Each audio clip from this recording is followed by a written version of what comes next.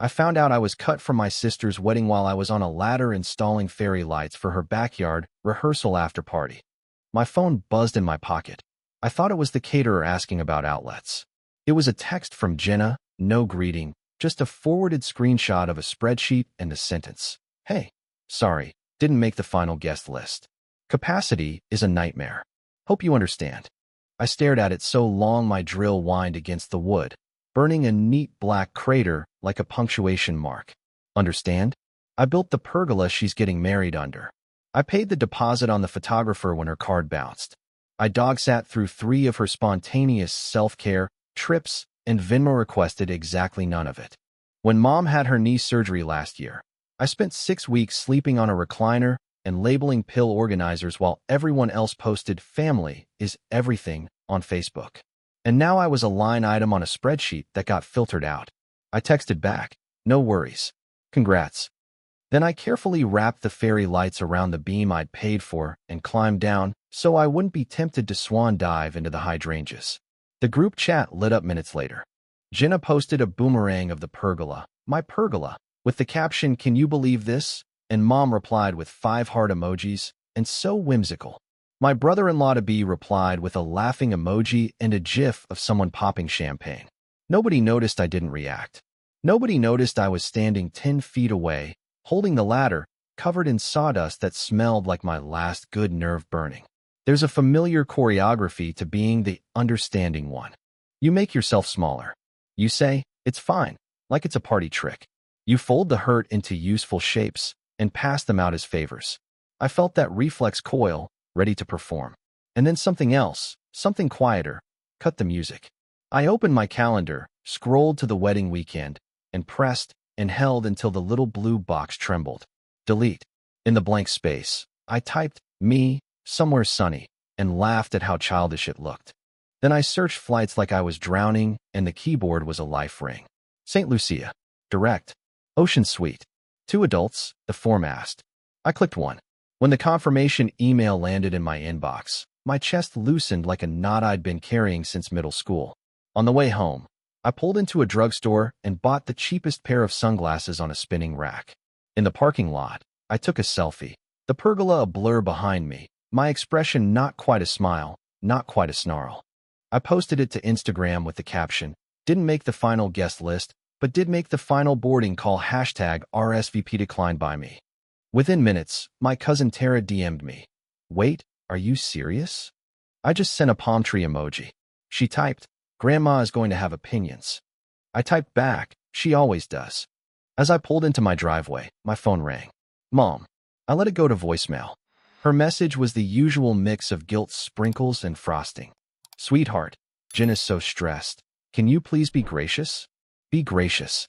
I sat at my kitchen table, opened a bottle of supermarket champagne I'd been saving for good news, and toasted the ceiling fan. Here's the good news. I'm done auditioning for a role I already played to death. The ticket is booked. The suitcase is out. The only thing I'm packing from this family is silence. The morning I left for St. Lucia, I expected to feel guilty. That's what I'd always been trained to feel whenever I did something that wasn't in service of someone else. But instead, when the plane's wheels lifted off the runway, I felt light. Like all the emotional weight of the last few years had stayed behind on the tarmac, waving goodbye. The flight attendant asked if I wanted champagne. Normally I'd say no, too early, too expensive, too indulgent. But this time, I smiled and said, "Make it 2. I've got a lot to celebrate." I snapped a photo of the plastic flute against the airplane window, sunlight streaming through the bubbles, and posted it with the caption, "Some people chase love. I'm chasing the sun. #final guest list too." It blew up faster than I expected. A few cousins liked it. My best friend Jason commented, "Finally living your main character moment." Even Jenna saw it. She didn't like or comment, but I saw her name in the views. That was enough. When I landed, I stepped into air so warm it felt like forgiveness. The resort was ridiculous. White sand, turquoise water, and staff who called me Mr. Davis, like I was someone important. I checked into my suite, ordered room service, and ate on the balcony while watching the sunset paint the ocean gold. For once, no one was asking for favors, explanations, or emotional labor. The next day, I woke up late, wandered to the beach, and spend hours floating in the water with nothing but my thoughts. Or rather, the lack of them. I wasn't rehearsing imaginary arguments. I wasn't scrolling through texts, waiting for a crumb of appreciation. I was just existing. Then, as I lay in a hammock sipping coconut water, my phone buzzed with a message from Mom. "Hope you're okay. Your sister feels really bad. You could still come if you wanted. There's standing room at the ceremony." Standing room. Like I was a +1 who got lucky. I didn't reply. I opened Instagram instead and posted a picture of the beach, the waves curling just right. Caption, "Standing room? Nah, I've got oceanfront seating." Hashtag priorities. Within minutes, Tara commented, "The shade is immaculate." I laughed, really laughed, and realized it had been months since I'd done that without forcing it. Later that evening, I met a group of travelers by the pool. 3 women from Toronto celebrating a bachelorette trip and a guy named Miguel who was supposedly taking a break from his startup. We all clicked instantly. We danced, drank, and told stories under fairy lights that, ironically, reminded me of the ones I'd strung up back home. When I told them why I was there, Miguel raised his glass. "To family-free vacations," he said, grinning. "May we all remember that peace is priceless." We clinked glasses, and for the first time, I didn't feel like a background character in someone else's story. I was the one writing it. That night, I sat on the balcony again, the ocean humming like a lullaby. My phone buzzed with another notification. Jenna had posted a pre-wedding story, her and her fiancé laughing in front of the pergola. I half expected to feel that familiar sting, but instead, I whispered to the waves, "Good luck, sis," and turned off my phone. Tomorrow, I decided I'd book a sailing trip. Maybe I'd even try snorkeling. Or maybe I'd just do nothing at all. For once, I didn't owe anyone an explanation. I fell asleep smiling, not knowing that while I was dreaming under the Caribbean stars, the first cracks in Jenna's perfect wedding were already beginning to show back home. The morning of Jenna's wedding, I woke up to the sound of waves and a faint buzz of notifications. I ignored them at first, figured it was just more Instagram likes. I ordered room service, eggs, fruit, and coffee served with a view that could make you forget your own name, and took a deep breath. I hadn't felt this peaceful in years. Then, curiosity got the better of me. I checked my phone. 37 missed messages. At the top of my notifications, Mom, 8, Tara, 3, Jason, 2. Unknown number, 4. Group chat, 20. My stomach dropped, not from guilt, but from that reflexive dread I'd spent a lifetime cultivating. Family chaos. It always came for me, even on island time. The first message I opened was from Tara. "Dude, the groom left. Like left. Haven't heard from him in 3 hours. They think he freaked out. Everyone's losing it." I actually laughed out loud. Not in a cruel way, just the kind of stunned laugh you let out when the universe writes a punchline better than you ever could. Mom's messages were more dramatic. "Where are you? Please call me. It's an emergency." She's hysterical. "He's not answering anyone. We need you here, sweetheart." Need me? Now they needed me. The same people who didn't have space for me on the final guest list were suddenly discovering that maybe, just maybe, I had been holding more things together than anyone realized. Then came the kicker, a message from an unknown number. It was the groom. "I know you probably hate me right now, but I can't do this. It's too much. Everyone's fake." She's screaming. I just needed to tell someone who'd understand. I stared at the message for a long time, the Caribbean breeze playing with the edge of my napkin. I didn't know whether to be furious or flattered. The man marrying my sister, who had barely spoken to me except to ask for favors, was reaching out to me for comfort? Another text came seconds later, this time from Jason. "Bro, you seeing this? It's all over social media. Someone leaked that the groom bailed. Your family's losing their collective minds. Grandma's threatening to cancel the catering for moral reasons." I opened Instagram. Sure enough, the wedding hashtag was a digital bonfire. A bridesmaid had posted a cryptic story, "Some people aren't who they say they are." And everyone was speculating. I put my phone face down on the table, leaned back in my chair, and looked out at the water. There was a small sailboat drifting by, catching the light just right. I thought about how every family drama I'd ever been dragged into started with me trying to fix something I didn't break. Not this time. I finished my breakfast, went for a swim, and let the salt water rinse away any temptation to get involved. By the time I got back to my chair, my phone was vibrating nonstop. Another message from Mom. Please, can you talk to her? You're the only one she'll listen to. And then one from Jenna herself. I know I messed up. Please just answer me. I stared at it for a long time. For years, I'd jumped every time she said please. I'd rearranged my life for her crises. I'd been her unpaid therapist, handyman, an emotional punching bag. So I did something new. I turned my phone off. Completely. Then I waved down a resort staff member, ordered a bottle of champagne, and said, keep it cold. I think today's going to be special. As the bubbles popped and the sound of the ocean filled the silence my family used to occupy, I realized something strange. I didn't feel vindictive. I felt free. They could have their chaos. I had peace. What I didn't know, what I couldn't possibly know, was that by nightfall, the situation back home would spiral into full-blown pandemonium. And somehow, even in my absence, I'd become the center of it. By mid-afternoon, paradise had turned into the front row seat of a reality show I didn't sign up for. Even with my phone off, the universe had a way of dragging me into the drama. When I turned it back on that evening, just to check the time, it was like opening a door into a burning house. The group chat was a disaster zone. Mom, Jenna fainted. Aunt Carol, the photographer quit. Tara, Grandma's cussing in Italian again. Jason, you are trending, bro. Half the family saying this all started because they uninvited you. That last message stopped me cold. Because they uninvited me? I scrolled through the screenshots Jason sent. Someone had posted in our extended family's Facebook group, a digital hellscape I'd abandoned years ago, a long, emotional rant. This is what happens when you treat people like they're disposable. You can't build a wedding on selfishness and expect it to last. Shame on anyone who thought excluding her own brother was okay. The post had over 100 comments already, and buried in the thread was Grandma herself, typing like a woman possessed. If I had known my grandson wasn't invited, I wouldn't have blessed this union. You don't spit on family and expect happiness. I choked on my drink laughing. Grandma never even texts me, but the woman had apparently gone full social media warrior on my behalf. Somewhere in that house of chaos, I could almost hear her shaking her cane and saying, I told you so. Tara texted again. You missed quite the show.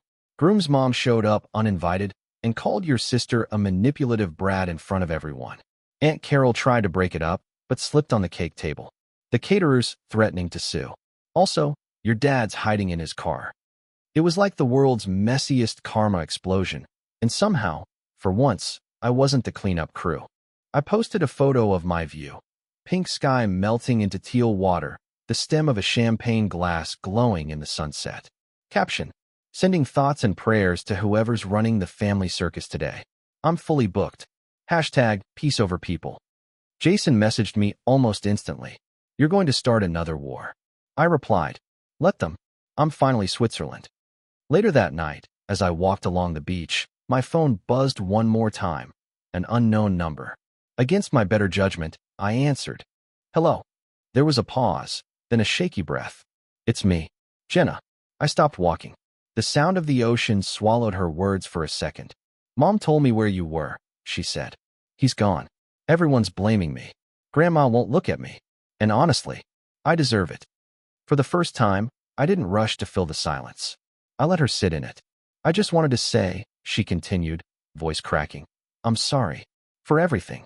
For treating you like you didn't matter. It should have felt like victory. Like the apology I'd wanted for years. But standing there, barefoot in the sand, I realized something. I didn't need it anymore. I hope you figure things out, I said softly. But I can't keep being the one who saves everyone. Not this time. There was another long pause, then just a quiet, I understand. When I hung up, I stared at the horizon, the moonlight on the waves, the reflection of a man finally learning how to be alone without being lonely. Tomorrow, I decided I'd extend my stay. A week wasn't enough to unlearn a lifetime of being the dependable one. And somewhere, back home, while the family argued over who ruined the wedding, I smiled. Because for once, it wasn't me. The morning after Jenna's call, I woke up before sunrise. The ocean was still half asleep, the waves whispering instead of roaring. I sat on the balcony, sipping coffee, watching the horizon blush awake. And for the first time in years, my chest didn't feel tight. No buzzing phone. No to-do lists that weren't mine. No emotional landmines disguised as family favors. just the sound of the sea, the smell of salt, and the kind of peace that feels both foreign and deserved. Then came the text from Tara. You are not going to believe what happened after you hung up last night. I hesitated, but curiosity won. Okay, hit me. So, after you didn't show up and Jenna broke down, Grandma told everyone it was divine punishment. Said the wedding was cursed because they excluded the loyal one. Then Mom tried to calm her down, but Aunt Carol jumped in saying Mom enabled Jenna's behavior. Carol stormed off, slipped again, this time into the punch bowl. The DJ quit mid-song. The groom's mom called a cab and took half the gifts with her. It's basically the Purge, wedding edition. I laughed so hard I nearly spilled my coffee. So the wedding didn't happen? Nope. It's officially called off. People are leaving early. The caterers demanding full payment and threatening to post a TikTok about it. Also, Grandma told me to tell you she's proud you finally grew a spine. Her words, not mine. I read that last line twice, smiling. It was the kind of backhanded affection only Grandma could deliver, and honestly, it was perfect.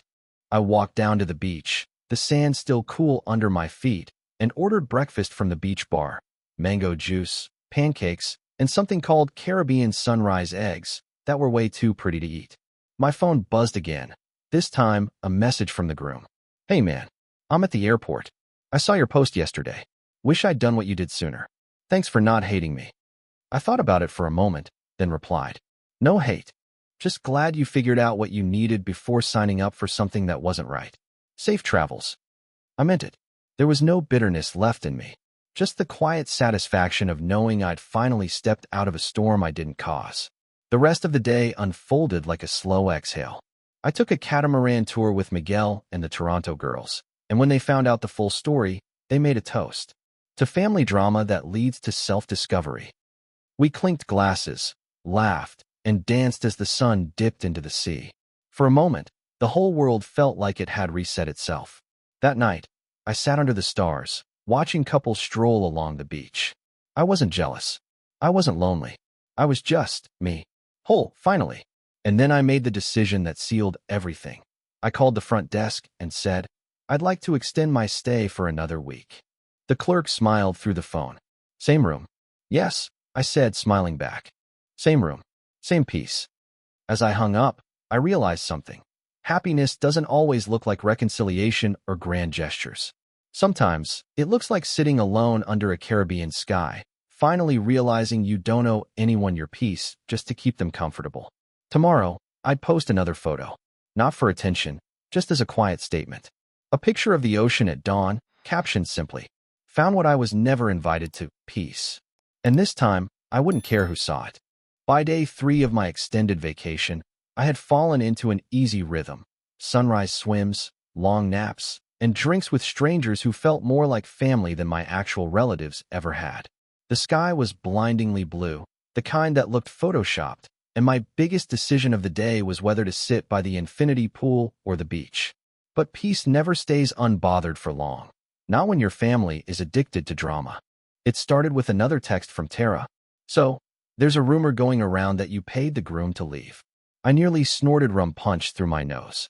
You're kidding. Nope. Aunt Carol said you were bitter about the invite thing and wanted revenge. Mom tried to defend you, but Grandma told her to stop lying because you're too classy for nonsense. It's honestly hilarious. I laughed until I cried. Revenge? I'd been too busy sipping cocktails and swimming with turtles to mastermind a soap opera plot. But the more I thought about it, the more it fit my family's logic.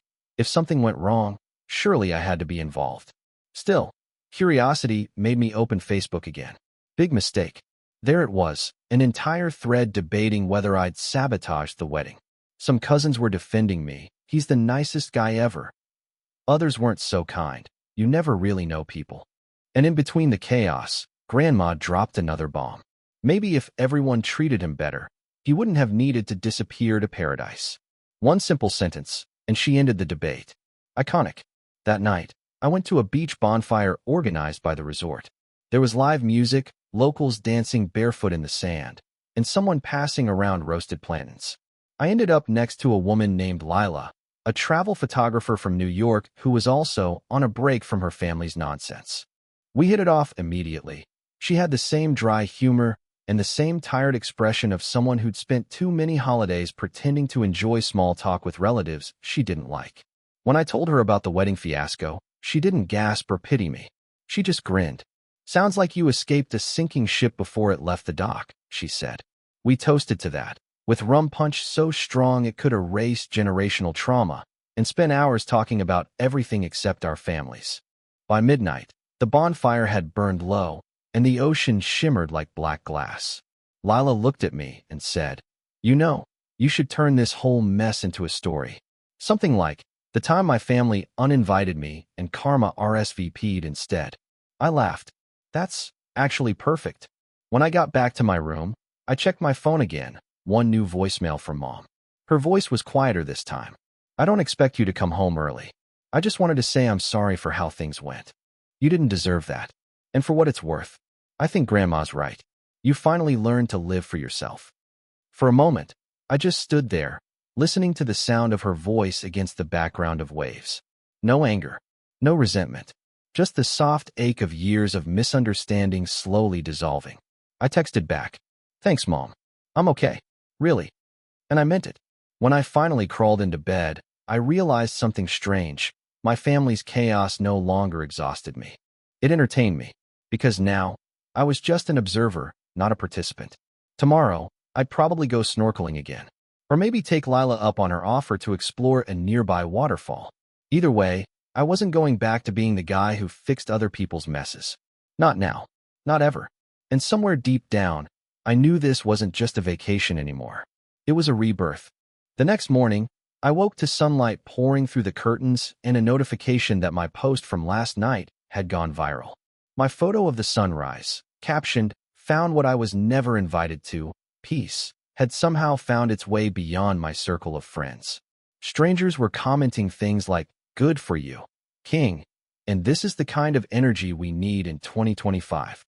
Apparently, I had become a minor internet hero for setting boundaries. Lila texted me right after breakfast. "Congrats, you're officially the patron saint of family drama." I grinned, but before I could reply, my phone started ringing again. Mom. Normally, I'd ignore it, but her voicemail from last night had softened me a bit, so I answered. "Hey, Mom."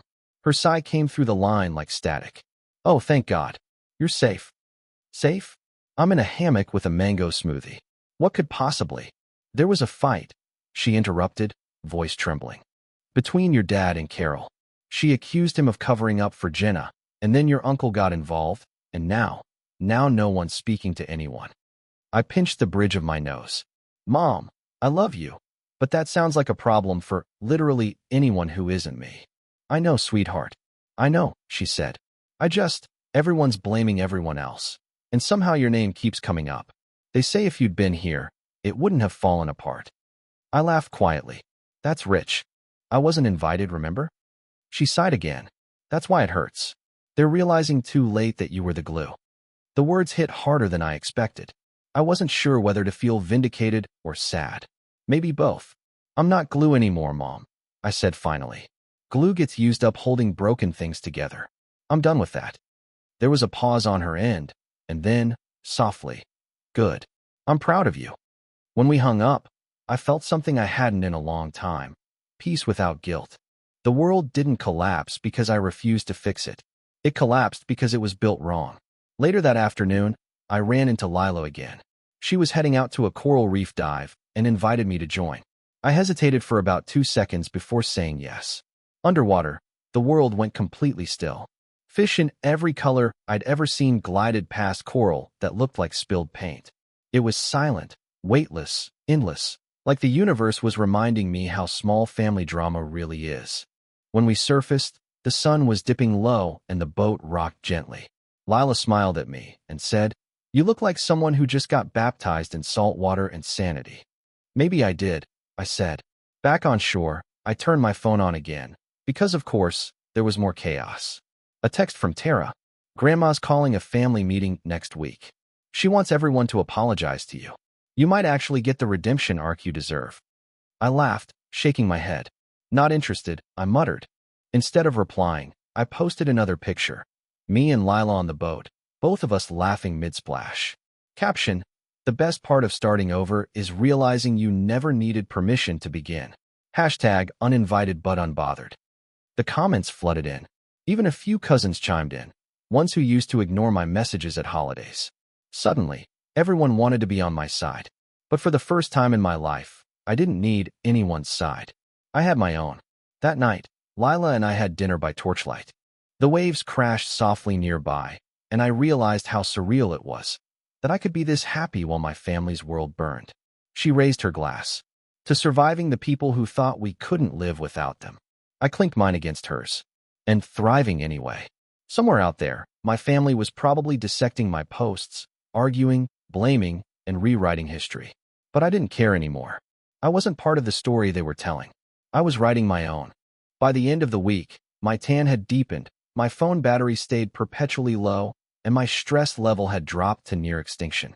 I'd started to forget what day it was, exactly the kind of amnesia I'd been hoping for.